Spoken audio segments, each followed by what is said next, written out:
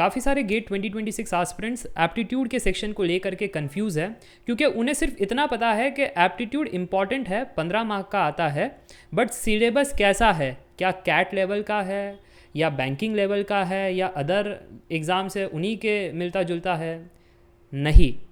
दूसरा, कितने सेक्शंस रहेंगे। तीसरा, लेवल किस प्रकार से होगा उन सेक्शंस का। और चौथा, कंसेप्ट्स और पीवाईक्यूज कहाँ से करें। टेंशन मत लीजिए, आज के वीडियो में सारे टॉपिक्स पर चर्चा करेंगे। सबसे पहले सिलेबस समझ लो। आपका सिलेबस ना तो बैंकिंग के सिलेबस के हिसाब से है, ना ही प्लेसमेंट का सिलेबस है, ना ही कैट लेवल का सिलेबस है। तो एक्चुअली हमारा सिलेबस है क्या, गेट 2026 के ऑफिशियल वेबसाइट में आपको सिलेबस मिल जाएगा। ठीक है, तो 3 सेक्शन बताया गया है, वर्बल एप्टीट्यूड यानी verbal ability, quants aptitude, analytical aptitude and special aptitude. ठीक है, ये आप देख पा रहे होंगे, बट मैं इसको 3 सेक्शन में रखना चाहता हूँ।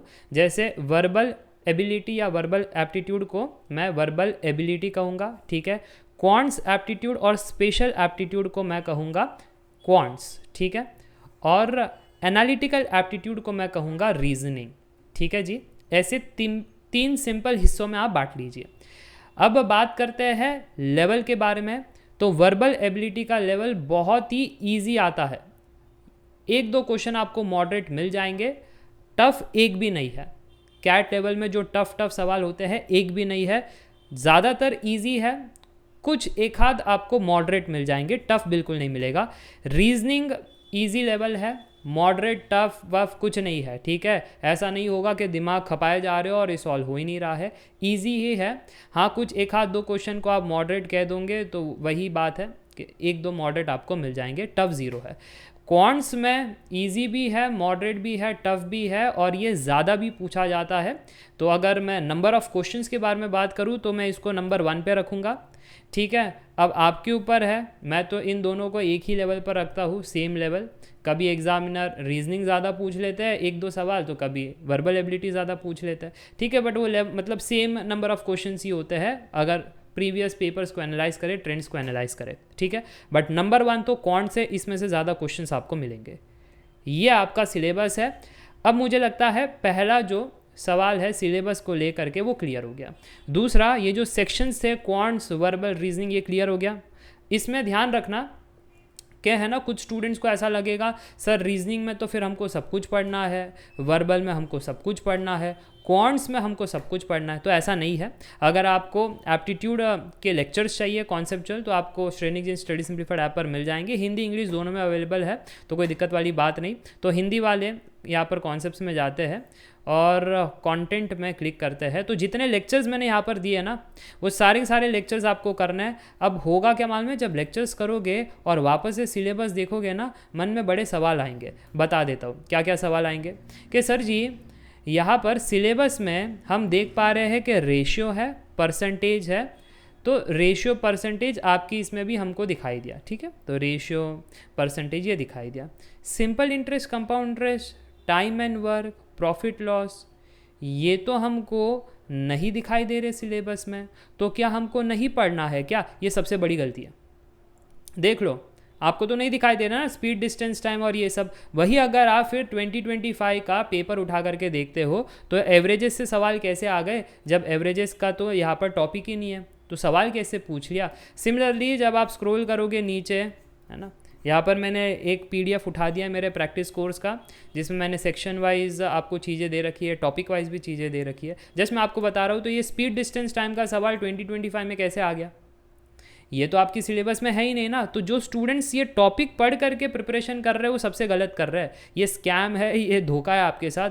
फिर 2026 में जब सवाल आ जाएंगे तो मुझे मत कहना कि सर जी इन पर केस करो कि ये ऐसे कैसे सिलेबस देते, फिर है ना। मेंशन करना चाहिए इसमें स्पीड, डिस्टेंस, टाइम मेंशन करना चाहिए था उसमें, है ना, सारी चीज़ें। तो मैं आपको बता रहा हूँ PYQs एनालाइज करो और वहाँ से ही सिलेबस समझ में आएगा।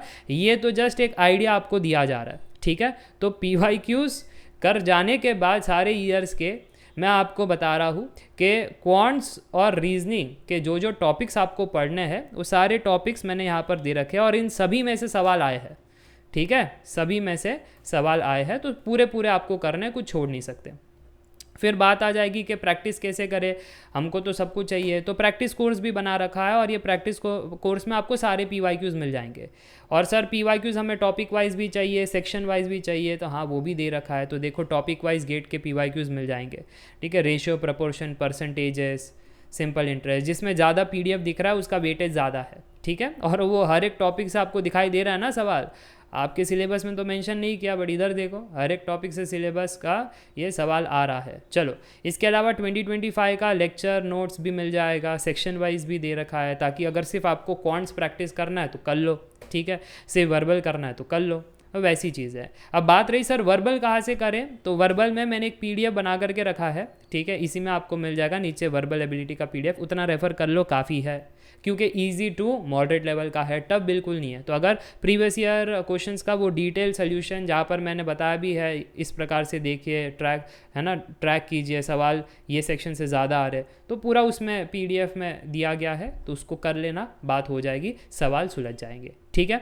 तो मुझे लगता है ये बात भी क्लियर हो गई। सेकंड बात कि क्वांट्स, वर्बल, रीजनिंग के टॉपिक्स और पढ़ाई कहाँ से करनी है, लेवल मैंने आपको स्टार्ट में बता दिया था। और स्ट्रैटेजी अगर अभी स्टार्ट कर रहे हो तो सबसे पहले तो 15 मार्क का है, तो हल्के में मत लेना। अक्सर बच्चे वही करते हैं कि अरे तो बचपन से पढ़ते आ रहे हो, बट सुलझेंगे नहीं, ट्रैप्स होते, सिली मिस्टेक हो जाती है, फॉर्मूलाज रहते, पता होने चाहिए, ठीक है। तो मेरा सुझाव ये रहेगा, एप्टी का कंसेप्ट कोर्स करो, जैसी रेशियो प्रपोर्शन हो जाता है फिर एप्टी के प्रैक्टिस कोर्स में जाओ और वो PYQ सुलझा लो, ठीक है।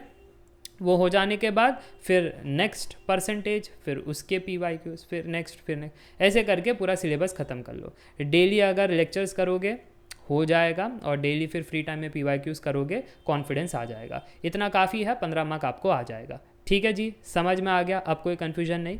That's it for today, thank for watching the video.